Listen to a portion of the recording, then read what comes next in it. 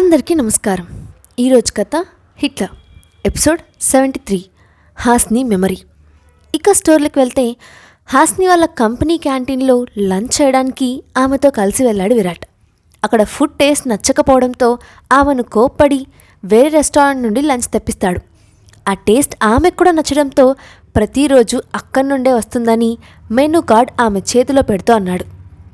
Okay Virat గారు, cost affordable అయితే మా ఎంప్లాయీస్ అందరికీ అక్కడి నుండే పెట్టచ్చు అంటూ అందులో ఉన్న ప్రైస్ చూసి నోరెళ్ళబెట్టేసింది హాస్ని. బాబోయ్, వీడు అన్నం పెడుతున్నాడా బంగారం పెడుతున్నాడా? ఇంత కాస్ట్లీ ఫుడ్ ఏంటండి? రోజు ఇదే ఫుడ్ తినాలంటే ఆస్తులు అమ్ముకోవాల్సి వస్తుంది. మా కంపెనీ నెల రోజుల్లో దివాలా తీస్తుంది అంటూ మెనూ కార్డ్ విసిరేసింది హాస్ని. ఆ కాస్ట్ ఎంతుంటే నీకెందుకు?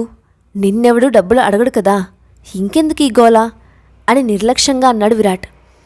ఫుడ్ తిని డబ్బులు కట్టకుండా అంట్లు తోమాలా అని వెటకారంగా అంటున్న హాస్ని వైపు ఒక చూపు చూసి, నేను అంత సంపాదిస్తుంది ఎవరి కోసం అని ప్రశ్నించాడు.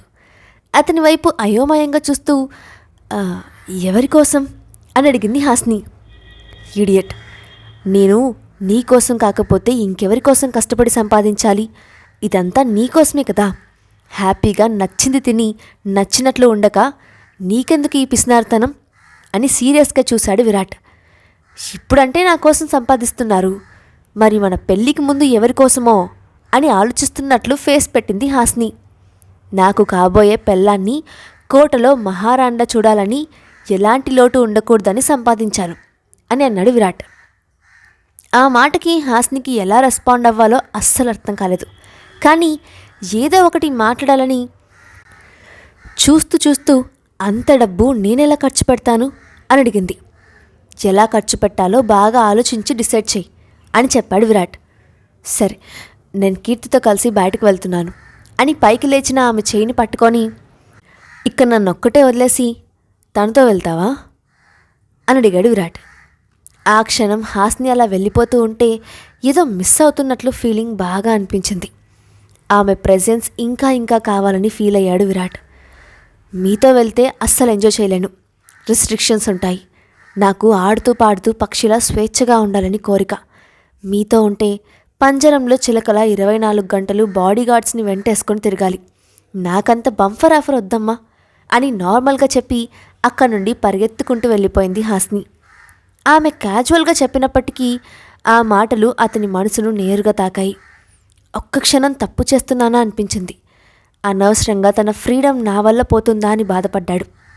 ఆమె ప్రొటెక్షన్ కోసం తప్పదని తనకు తానే సర్ది చెప్పుకుంటూ తలెత్తి చూసిన విరాట్కు లేడీ పిల్లలా పరిగెడుతున్న హాస్ని చూసి నవ్వు వచ్చింది. తనతో ఎప్పుడెప్పుడు డేట్కి వెళ్ళే ఛాన్స్ వస్తుందా, ట్రాప్ చేసి ఆస్తి మొత్తానికి యజమాని అవుతామా అని ట్రై చేసే అమ్మాయిల మధ్య హాస్ని చాలా స్పెషల్గా కనిపించింది. అందరూ డబ్బు చుట్టూ తిరిగితే నువ్వు మనసుకి నచ్చినట్లు స్వేచ్ఛగా ఉండటం కోసం ఆ డబ్బును కూడా వద్దంటున్నావు. అందరూ నా కోసం ఎగబడుతుంటే నువ్వు నా నుంచి దూరంగా పారిపోతావు. నీలాంటి అమ్మాయిని నేను ఇంతవరకు చూడలేదు. అందుకే నువ్వు నాకు సంథింగ్ స్పెషల్ అని అనుకున్నాడు విరాట్. ఇదిలా ఉండంగా క్యాంటీన్ నుండి నేరుగా కీర్తి దగ్గరికి వచ్చిన హాస్ని, డార్లింగ్ ఫాస్ట్గా రా, మనం బయటకు వెళ్తున్నాం అంటూ ఆమెను తీసుకొని బయటకు నడిచింది. ఎక్కడికి పాపా, ఎందుకంత కంగారు అని అడుగుతున్న కీర్తితో, షాపింగ్కి వెళ్ళాలి, కొన్ని ఐటమ్స్ అవి కొనుక్కోవాలి అని చెప్పింది. మళ్ళీనా? మొన్నే కదా విరాట్ గారు అన్నీ తెప్పించారు అని ఆశ్చర్యంగా చూస్తున్న కీర్తికి కన్ను కొట్టి, ఊరికే మాస్టర్ నుండి తప్పించుకోవడానికి అలా చెప్పాను అంతే అని నవ్వింది. మళ్ళీ ఏం చేశావే అని అయోమయంగా చూస్తున్న కీర్తితో అప్పటి వరకు జరిగిన సంఘటన మొత్తం క్లియర్గా ఎక్స్ప్లెయిన్ చేసింది. వస్తే తింగర్దానా, ఒక్క నిమిషం కుదురుగా ఉండవు కదా, అన్ని కోతి పనులు చేస్తావు. అసలు నిన్ను భరిస్తున్నందుకు విరాట్ గారికి హ్యాట్స్ ఆఫ్ చెప్పాలి అని కోపంగా తిడుతున్న కీర్తి వైపు ఉక్రోషంగా చూస్తూ, నేనేం చేశానని అలా అంటున్నావు అని ఉక్రోషంగా అడిగింది హాస్ని. విరాట్ గారు వస్తానని అడిగితే అలా ఎలా చెప్పావే? నాతో రాకపోతే కొంపలు మునిగిపోతాయా? హ్యాపీగా భర్తతో టైం స్పెండ్ చేయకుండా ఇలా పారిపోయి వచ్చిన వాళ్ళని మా ఊర్లో బుర్రలేని అడ్డగాడిదలు అంటారు అని కామెంట్ చేసింది కీర్తి. అబ్బా, ఆయనతో వెళ్తే ఏం ఎంజాయ్మెంట్ ఉంటుంది? ఏదో లైబ్రరీలో ఉన్నట్లు సైలెంట్గా సీరియస్గా ఉంటారు. అని విసుక్కుంటున్న హాస్ని వైపు చూసి తల కొట్టుకుంటూ, నీ బాడీలో రొమాంటిక్ హార్మోన్స్ అసలు పెట్టలేదే ఆ దేవుడు. నువ్వు ఇంకా చిన్నపిల్లవు కాదు. కాస్త హస్బెండ్తో ఎలా బిహేవ్ చేయాలో నేర్చుకోవే. పాపం విరాట్ గారిని చూస్తూ ఉంటే జాలేస్తుంది అని చెప్పింది కీర్తి. నువ్వు మరీ చెప్తున్నావు కదా. 20 ఏళ్ళ అమ్మాయి ఇలా కాక ఇంకెలా ఉంటారు? సర్లే, మాల్ వచ్చింది, లోపలికి నడు అని చెప్పింది హాస్ని. ఆ మాల్ పేరు చూసిన కీర్తి వెంటనే ఫ్రెండ్ చేయి పట్టుకొని లాగి, బేబీ, ఈ మాల్ నీకు గుర్తుందా అని అడిగింది. ఈ మాల్ ఎప్పటి నుండో ఇక్కడే ఉంది కదా, ప్రత్యేకంగా గుర్తుకు రావడం ఎందుకు అని వింతగా అడిగింది హాస్ని. ఆ నిత్య చెప్పిన మాల్ ఇదే. 10 ఇయర్స్ క్రితం మనం ఇప్పుడు నిల్చున్న ఇదే ప్లేస్లో పెద్ద బాంబ్ బ్లాస్ట్ జరిగింది. చాలా రోజుల వరకు మీడియా మొత్తం ఇదే న్యూస్తో హోరెత్తింది. అందరికీ తెలిసిన విషయం నీకు తెలియదా అని ఆశ్చర్యంగా అడిగింది కీర్తి. ఆ విషయం నీకెలా తెలుసని అడిగిన హాస్నితో ఆ సంఘటన జరిగినప్పుడు తనకు 10 సంవత్సరాలని ఆ మాత్రం గుర్తుండదా అని అడిగింది. అదేంటి, మరి నాకెందుకు గుర్తులేదు? అందరికీ తెలిసిన విషయం అసలు నాకెందుకు బుర్రలో లేదు? కనీసం మీరు చెప్పినప్పుడైనా నాకు గుర్తు రావాలి కదా. ఆ టైంలో మా అమ్మ చనిపోయిన విషయం మాత్రమే గుర్తుంది, ఇంకేది గుర్తుకు లేదు అని అయోమయంగా అడిగింది హాస్ని. హే, ఎందుకంత టెన్షన్ పడుతున్నావు? బహుశా మీ అమ్మగారు చనిపోయిన బాధలో నీకు గుర్తులేదేమో, వదిలే అని ఆమెతో కలిసి లోపలికి వెళ్ళింది కీర్తి. ఆమెతో లోపలికి నడుస్తూ కూడా, నాకు చిన్నప్పుడు ఏమైనా యాక్సిడెంట్స్ అయ్యాయా, ఏమైనా మెమొరీ లాస్ ఇష్యూస్ ఏమైనా అయ్యాయా అని ఆలోచనలో పడింది. కాసేపటికి ఫ్యాన్సీ ఐటమ్ సెలక్షన్లోకి వెళ్ళడం నార్మల్ అవుతూ రకరకాల ear rings, bangles, chains, stickers అన్నీ చూసి ట్రై చేస్తూ బిజీ అయిపోయింది హాస్ని. కాస్త దూరం నుండి ఆమె ముఖంలో ఆనందాన్ని గమనించి హ్యాపీగా ఫీల్ అవుతున్న విరాట్ నెమ్మదిగా ఆమె ముందుకు నడిచాడు. సడన్గా తన వెనక ఎవరో నిల్చున్నట్లు అనిపించడంతో వెనక్కి చూసిన హాస్నికి అతి సమీపంలో నిల్చున్న విరాట్ కనిపించాడు. అబ్బా, మీరు ఇక్కడేం చేస్తున్నారు అని ఆశ్చర్యంగా చూస్తున్న హాస్నితో, నేను ఆఫీస్కి వెళ్తున్నాను, చెప్దామని వచ్చాను అంటూ అన్నాడు విరాట్. అప్పటికే ఆ మాల్కి వచ్చిన దగ్గర నుండి అక్కడ జరిగిన టెర్రరిస్ట్ అటాక్, ఒక బండరాయి కింద నలిగిపోతున్న అమ్మాయి గుర్తుకు రావడంతో ఒక్కసారిగా అతని మనసు భారంగా మారిపోయింది. లోపల బాధ సుడులు తిరుగుతూ ఉంటే అక్కడ ఒక్క క్షణం కూడా ఉండలేక హాస్నికి జాగ్రత్తగా ఉండమని చెప్పి అక్కడి నుండి వేగంగా బయటకు వెళ్ళిపోయాడు విరాట్. ఇప్పటి వరకు బాగానే ఉన్నారు కదా, సడన్గా ఏమైంది? మొహం ఎందుకు అంత సీరియస్గా ఉంది అని మనసులోనే అనుకుంది హాస్ని. అప్పటి వరకు సైలెంట్గా నిల్చున్న కీర్తి నోరు విప్పి, నువ్వు చాలా అదృష్టవంతురాలివి హాస్ని. నువ్వు కోరుకుంటే మొత్తం ప్రపంచాన్ని నీ కాళ్ళ ముందు దాసోహం చేస్తారు. నువ్వు ఏదో చిన్నప్పుడే తప్పిపోయిన అపురూపమైన పెన్నిది అన్నట్లు నిన్ను అంత ఇష్టంగా చూస్తారు. అలాంటి వాడు భర్తగా రావడం చాలా అదృష్టం హాస్ని అని సంతోషంగా చెప్పింది కీర్తి. ఆ రోజు రాత్రి ఆకలి వేస్తుందని కిందకు వచ్చిన హాస్నికి సంతోషంగా ఎదురొచ్చింది సరిత. హే సరిత, మొహం వెలిగిపోతుంది, ఏంటి విషయం అని అడిగిన హాస్నితో, థ్యాంక్స్ మేడం, మీ వల్లే విరాట్ సార్ నా ప్రాబ్లమ్స్ క్లియర్ చేశారు, చాలా చాలా థ్యాంక్స్ మేడం అని సంతోషంగా చెప్పింది సరిత. ఇందులో నా ప్రేమ ఏమేముంది సరిత, నీ సమస్యను సాల్వ్ చేసింది విరాట్ గారు. నువ్వు ఏమైనా చెప్పాలనుకుంటే ఆయనకు చెప్పు అండ్ హ్యాపీగా సూరజ్ అప్పు తీర్చుకో అని సింపుల్గా చెప్పింది హాస్ని. నాకు తెలుసు మేడం, మీరు చెప్పబట్టే సార్ నాకు ఇంత హెల్ప్ చేశారు. ఏదేమైనా నా సమస్యను సాల్వ్ చేసినందుకు మీ ఇద్దరికీ థ్యాంక్స్ మేడం.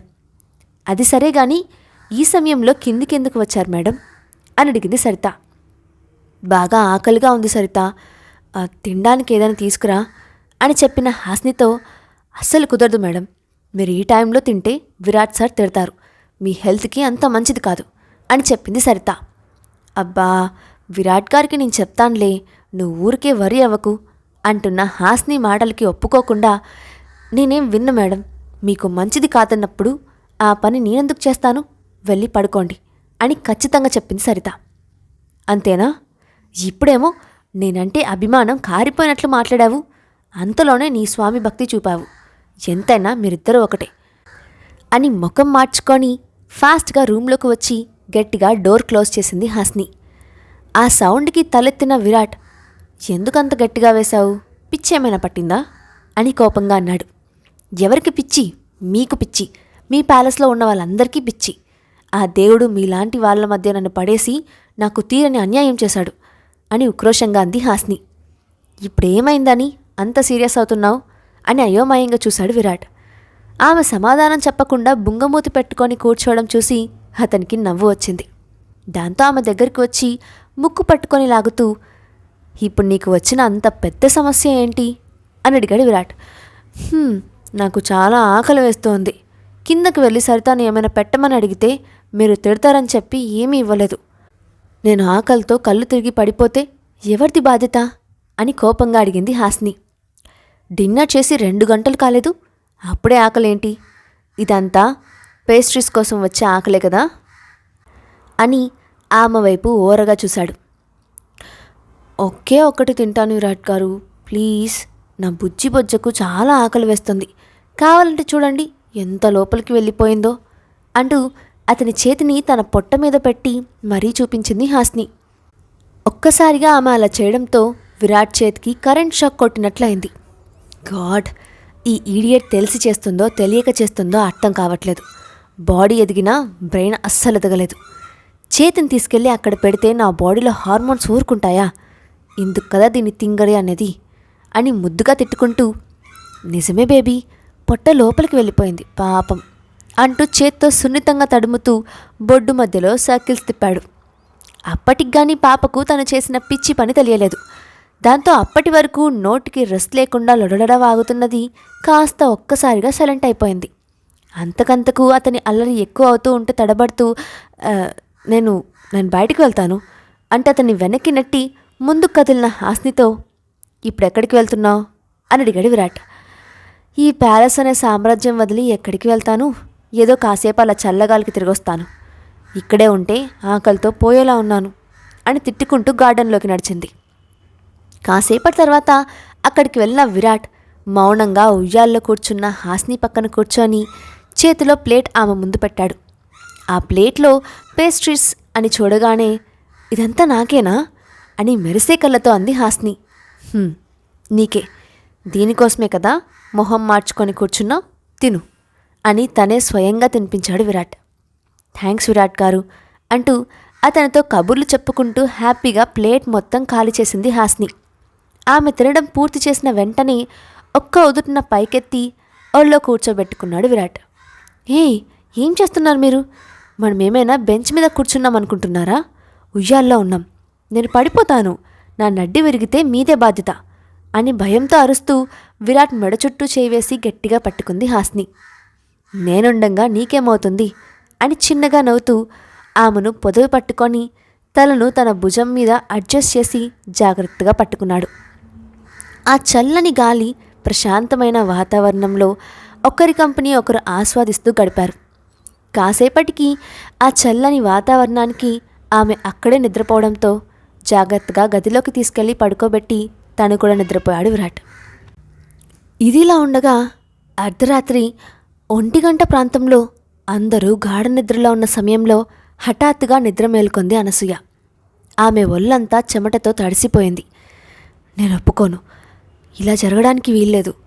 నా విరాట్కి ఏమైనా జరిగితే నేను బ్రతకను. నా భర్త బాంబ్ బ్లాస్ట్లో చనిపోయినా తనను చూసుకొని బ్రతుకుతున్నాను. ఇప్పుడు తనకి ఏమైనా జరిగితే తట్టుకునే శక్తి ఈ గుండెకు లేదు.